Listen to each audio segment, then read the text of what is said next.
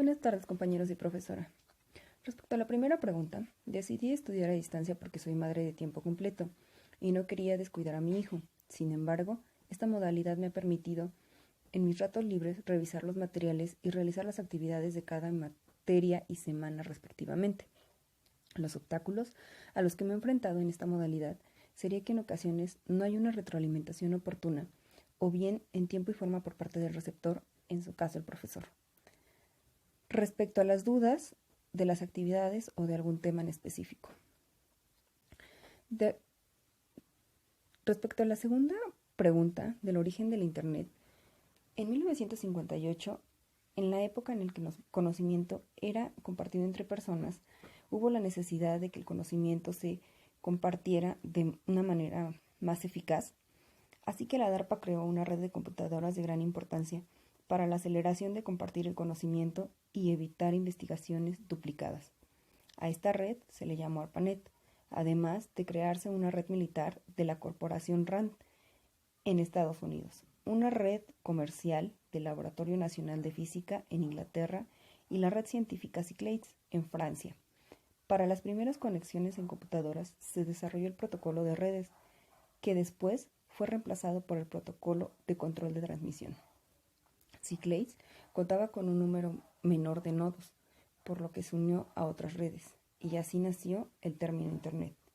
Durante la comunicación entre el emisor y el receptor, las computadoras no deben intervenir, pues funcionarían como un nodo transmisor. Por último, se buscó la compatibilidad de redes y cuando se unieron se creó el Internet, origen de las TICs.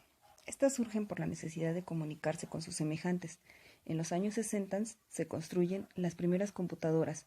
Sin embargo, en la década de los 70 se comenzó a usar el término de tecnologías de la información y comunicación. Pero a partir de los 90 llegó el Internet y la World Wide Web. De esta forma, todo el mundo está interconectado y utiliza las TICs. Información basura. Esta información no tiene una fuente fiable, por lo que cuando se consulta información es necesario verificar las fuentes de donde viene dicha información.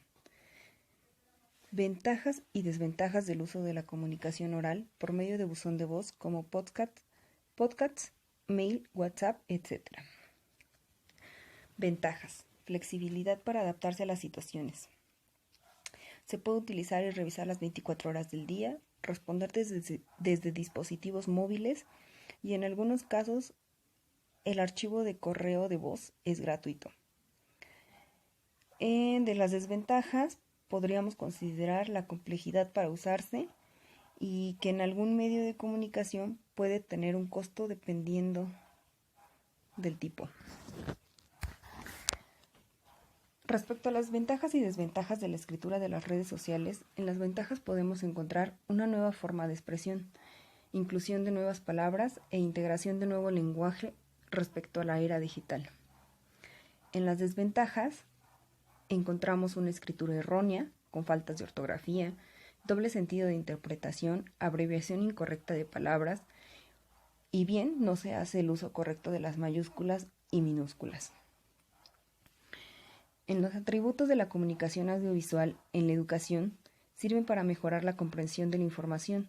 Se utilizan en el sentido de la vista y del oído al mismo tiempo.